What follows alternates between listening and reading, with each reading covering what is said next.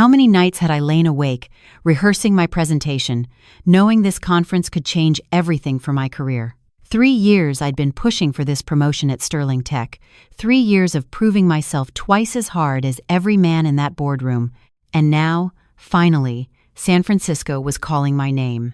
I stood in my bedroom in Chicago, zipping up my carry-on, when my phone buzzed. David's face lit up the screen. "Hey, babe. I'm so sorry." His voice crackled through a bad connection from Singapore. "I know the timing is terrible, but this project just got extended another 2 weeks." My stomach dropped. We'd planned this carefully. He'd be back before I left for the conference. But now, what about Ethan? I asked, already knowing we were out of options. "I'll call my dad," David said quickly. "He's been asking to spend more time with Ethan anyway. And Derek's staying with him right now, so there'll be 2 adults there." Derek, David's older brother, 42 years old and living in their father's basement after his 3rd failed business venture. But I pushed down my hesitation. What choice did we have? 2 days later, I pulled up to Frank's house in Naperville, Ethan bouncing in his booster seat. "Grandpa has a pool table, Mommy. Can I stay for a whole week?" "Just 3 days, buddy," I said, forcing a smile as Frank emerged from his front door. My father-in-law had always been larger than life. 71 years old, with a firm handshake and that booming voice that filled every room. Behind him, Derek slouched against the doorframe, coffee mug in hand, looking like he'd just rolled out of bed at 2 in the afternoon. "Lisa!" "Don't you worry about a thing," Frank said, scooping Ethan up. "We men will hold down the fort, won't we, champ?" I wrote out his schedule, I said, handing Frank a folder. His bedtime routine, his allergies, emergency contacts. "Honey, I raised 2 boys. I think I can handle 1 5-year-old. Frank's laugh was hearty, but something in Derek's eyes made me uncomfortable. He looked twitchy, distracted. "Derek," I said carefully, "you'll help out, right?"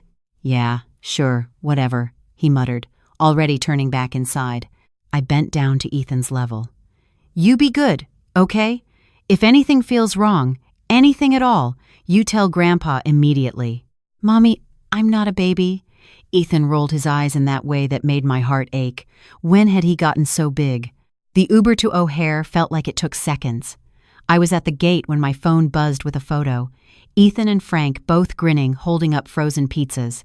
The text read, "Dinner is served. Have a great flight." I smiled, boarding the plane, telling myself everything would be fine. The conference was exactly what I'd hoped for. My presentation on Wednesday morning killed. The VP of marketing from our Seattle office pulled me aside afterward. "Lisa, that was impressive. Really impressive. We should talk about some opportunities we have opening up." I was floating. This was it. This was everything I'd worked for. That night, back in my hotel room, I laid out my materials for Thursday's panel discussion. That's when I realized it. My laptop. My primary laptop with all my backup slides, my notes, my research, sitting on my desk, at home, in Chicago. I'd brought the wrong one. This was the old laptop, the one I'd been meaning to trade in, with outdated files and a cracked screen. "No, no, no," I whispered, frantically checking every pocket of my bag. Maybe I'd missed it somehow. But no. I could picture it perfectly, sitting right there next to the coffee maker where I'd left it when Ethan spilled his orange juice that morning. I checked my watch. 9:47 p.m. If I left now, caught the red eye, I could be home by 5 a.m., grab the laptop, and make it back for the 2 p.m. panel. It was crazy. It was a terrible idea, but this panel included people from Google, from Meta. This was networking that could set up my entire future. I booked the flight. The plane touched down at O'Hare at 4:52 a.m. I hadn't slept. I'd tried, but every time I closed my eyes, I saw that laptop, saw my career slipping away if I showed up to that panel unprepared. The Uber driver was quiet, thank God. I dozed a little in the back seat as we wound through pre-dawn Chicago, the city just starting to wake up. We pulled onto my street at 5:47 a.m. The sun was just starting to paint the sky pink. "Here's fine," I said, seeing a white moving truck parked in front of my house. "Neighbor must be moving," I muttered to myself, fumbling for my keys. That's when I heard it, a child screaming. Not playing screaming, not tantrum screaming, terror screaming. "Ethan," I breathed, and I was running, my luggage forgotten on the sidewalk. The screaming was coming from inside my house. My house. I could hear it through the walls, through the windows. Ethan's voice, raw and desperate.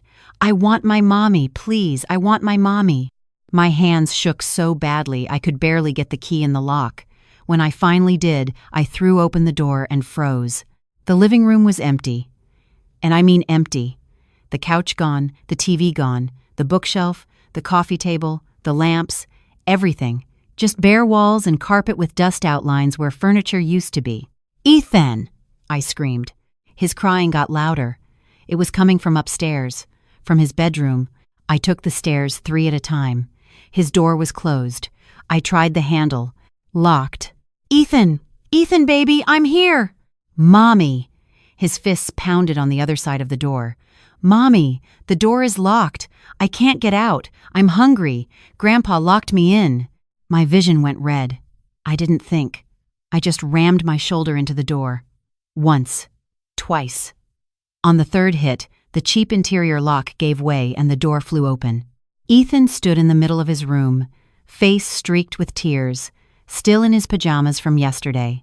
His room was empty too. His bed, his toy chest, his dresser, all gone. Just his little body standing on bare carpet. I dropped to my knees and he crashed into me, sobbing into my shoulder. "They took everything, Mommy," he hiccuped. "Uncle Derek said I had to stay in my room and be quiet. He said if I told you, something bad would happen to you. Grandpa brought me crackers yesterday, but then they locked the door and didn't come back. I had to pee in my trash can, Mommy. I'm sorry." "Oh, baby. Oh, my sweet baby." I held him tight, my own tears falling into his hair. "You did nothing wrong." "Nothing. Do you understand me?"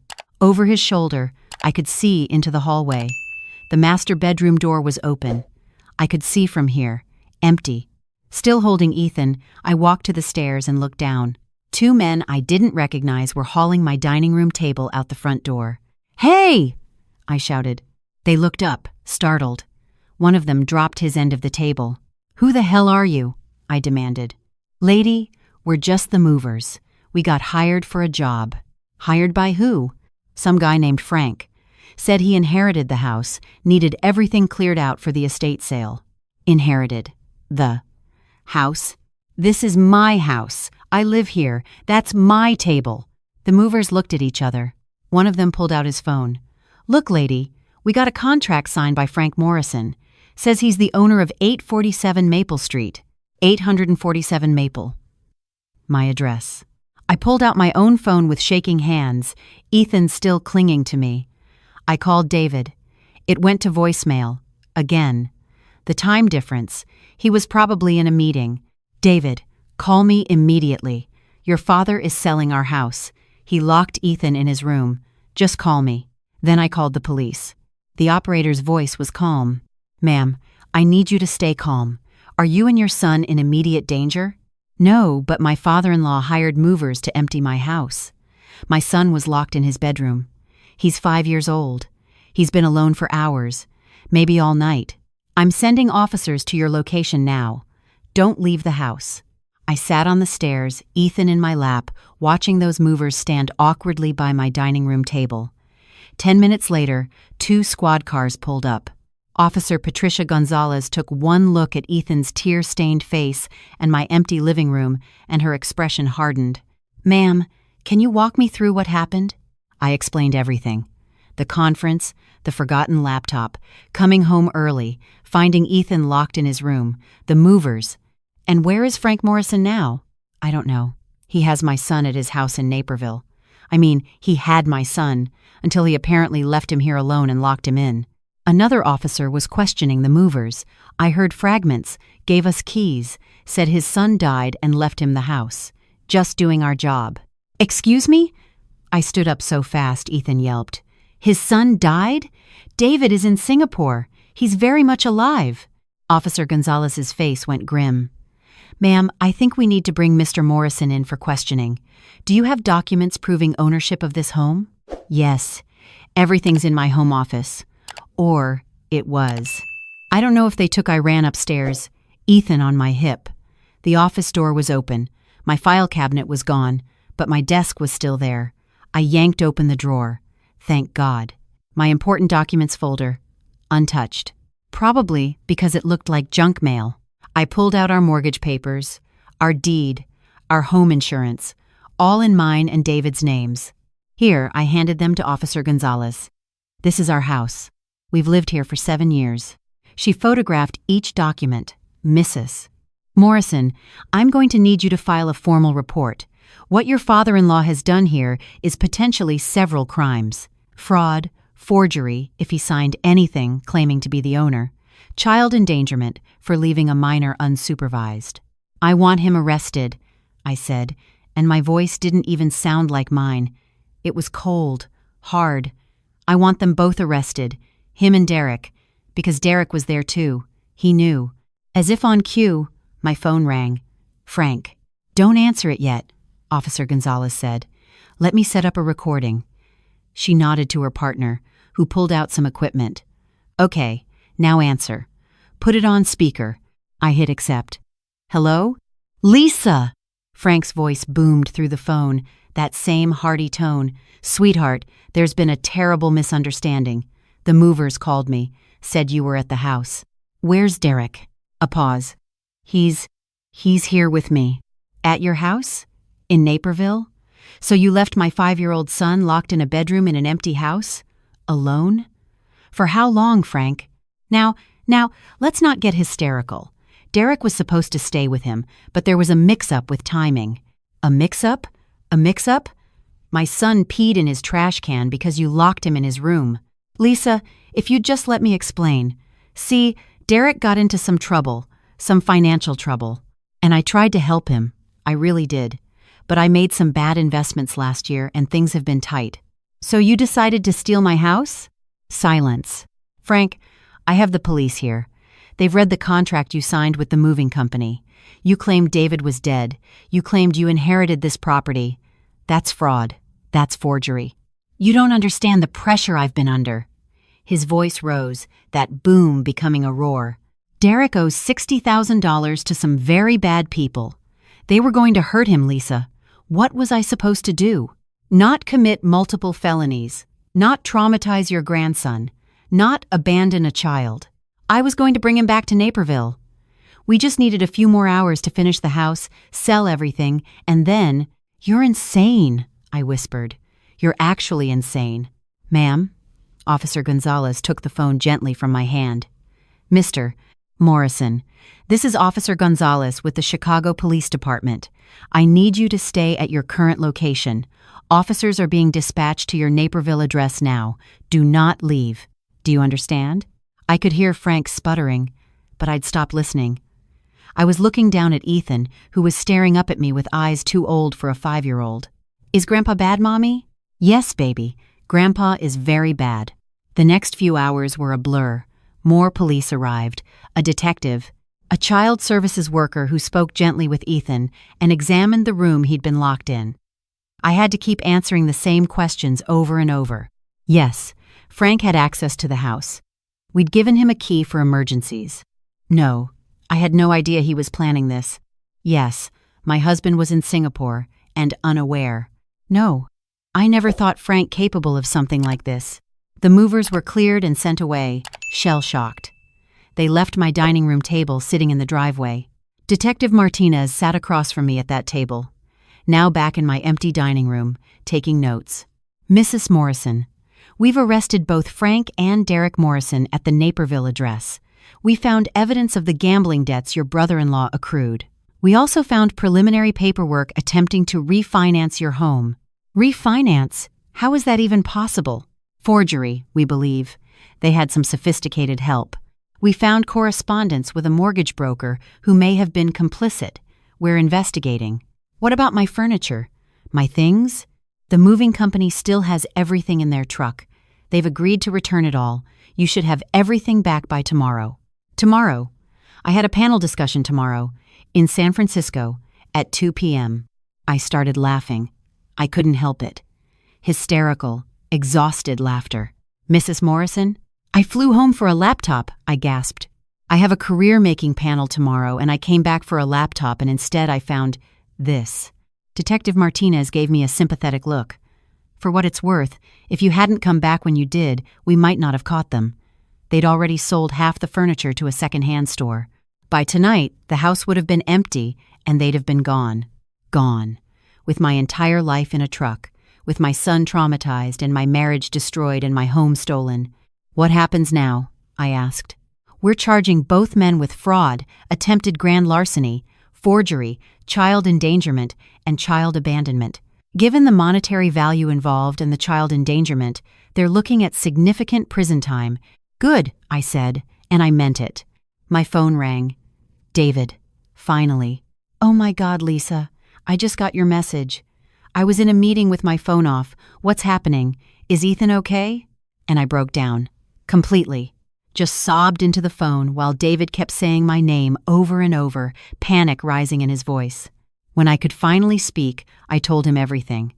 The silence on the other end lasted so long I thought the call had dropped. David? My father did this. His voice was flat. Dead. My father and my brother did this to you, to Ethan, to us. I'm so sorry, David. Don't. He cut me off. Don't you dare apologize. I'm getting on the next flight. I don't care about this project. I'm coming home. David, you could lose your job. I don't care. My wife and son need me. Nothing else matters. He made it home in 26 hours, flying from Singapore to San Francisco to Chicago, barely stopping to breathe. I met him at the door, and we just held each other, Ethan squished between us. I never made it back to San Francisco. I emailed the conference organizers, explained there was a family emergency. The VP of marketing called me personally. Lisa, I heard what happened through the grapevine. I'm so sorry. Listen, forget the panel. Just focus on your family. But when you're ready, call me. We need people with your strength on our team. The legal process was slow and painful. Frank and Derek both pleaded not guilty initially. Their lawyer tried to spin it as a misunderstanding, a miscommunication. But then the prosecutor showed the court the timeline, showed how they'd forged David's signature on refinancing documents, how they'd planned to list the house for sale the following week, how Ethan had been locked in that room for nearly 12 hours with no food. The child endangerment charge was what broke Frank. He took a plea deal, 5 years for fraud and child endangerment. Derek got 7 because of the gambling debts and his prior record. The day of sentencing, I sat in that courtroom with David's arm around me. The judge was a stern woman in her 60s named Judge Chen. Mr. Morrison, she addressed Frank, you had a position of trust. You were entrusted with your grandson's care, and you locked him in a room like an animal while you committed fraud against your own son. I've seen many cases in my career, but the callousness you displayed toward a child is truly disturbing. Frank kept his eyes down. And you, Mr. Derek Morrison. Your gambling addiction hurt many people, but using a child as a pawn in your scheme is unforgivable. Then Judge Chen did something unexpected. She asked if Ethan was in the courtroom. David and I exchanged looks. We'd brought him because our therapist said it might help with closure, but we'd planned to keep him out in the hallway. Your Honor, I said, standing, he's outside with a victim advocate. I'd like to hear from him, if you're comfortable with that. Just briefly, we brought Ethan in. He was so small in that big courtroom. The victim advocate walked him to the witness box. Judge Chen's entire demeanor changed. She smiled softly at him. Hi, Ethan. My name is Judge Chen. Do you know what my job is? Ethan shook his head. I help make sure that people who do bad things face consequences. Do you understand? He nodded. Can you tell me, in your own words, what happened that day you were locked in your room? Ethan's voice was tiny. Grandpa and Uncle Derek said we were playing a game. Hide and seek. I had to hide in my room and count to 1,000. But when I opened the door, it was locked. I called for them, but nobody came. How did that make you feel? Scared. Really scared. I thought maybe they forgot about me. But then I heard noises downstairs and I called again and Uncle Derek yelled at me to shut up. I heard Frank make a noise, something between a sob and a gasp. What did you do then? Judge Chen asked gently. I cried. I cried for a really long time. And then I had to pee, but I couldn't get out, so I went in my trash can. I thought Mommy would be so mad at me. Were you hungry? Yeah, really hungry. And thirsty. Grandpa gave me crackers the day before, but that was all. Thank you, Ethan. You're very brave for telling me this. You can go back to your mommy now. As the advocate led him away, Judge Chen turned back to Frank and Derek. Her face was stone. Gentlemen, you just heard from a 5-year-old child who thought he'd done something wrong by urinating in a trash can because you locked him in a room. A child who thought his mother would be angry at him for surviving the situation you put him in. I hope those words haunt you every single day of your incarceration. She brought down the gavel. 5 years for Frank, 7 for Derek. No parole eligibility for the first 2 years. David and I walked out of that courthouse into bright afternoon sunshine. David hadn't spoken to his father since the arrest, hadn't taken his calls, hadn't read his letters. "Do you think I'm a bad son?" he asked me quietly as we buckled Ethan into his car seat. "I think you're a wonderful father and husband," I said. "That's what matters." We moved 3 months later. Couldn't stay in that house anymore. Too many memories of finding it empty, of Ethan's screams. We found a beautiful townhouse in Lincoln Park with a great school nearby and a doorman who made us feel safe. David took a position with his company that didn't require international travel. Less pay, but we didn't care. We needed to rebuild trust, rebuild our sense of security. Ethan saw a therapist twice a week for 6 months. She was wonderful. She helped him understand that what happened wasn't his fault, that adults sometimes make terrible choices, that his worth wasn't tied to other people's actions. The nightmares stopped after a while.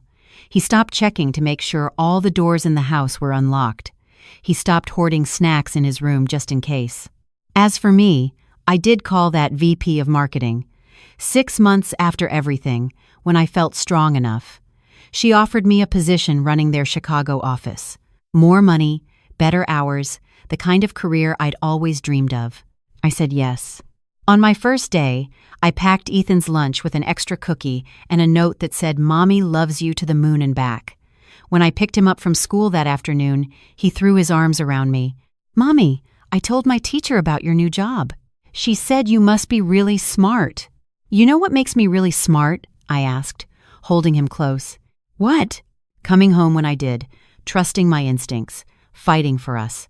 That night, David and I stood in our new kitchen, Ethan asleep upstairs, and we talked about the future, about how we almost lost everything, about how sometimes the people you trust most can betray you in ways you never imagined. "Do you ever think about what would have happened if you hadn't forgotten that laptop?" David asked. I thought about it. Thought about coming home to an empty house days later, everything gone, Frank and Derek vanished, Ethan traumatized beyond measure. I think about it every day, I admitted. But I've decided to look at it differently. I didn't forget my laptop. I remembered what mattered most. Your career? No, I smiled. My home, my family, my child. Some part of me knew I needed to come back. And I did. I never saw Frank or Derek again. They'll be released eventually, but David's made it clear they're not welcome in our lives. No second chances, no reconciliation. Some betrayals are too deep to forgive. Sometimes I still wake up at night, heart pounding, thinking I hear Ethan crying. David holds me until I calm down, reminds me that Ethan is safe, that we're all safe now. And in the morning, I get up, I get dressed, and I go to work running a department at a Fortune 500 company. I come home to my son's laughter and my husband's embrace and our locked doors and our security system and our life that we rebuilt from nothing. Frank took our furniture. He took our sense of safety. He took our trust. But he didn't take us. And in the end, that's all that matters. I am the owner of my life now. Nobody gets to steal that from me ever again.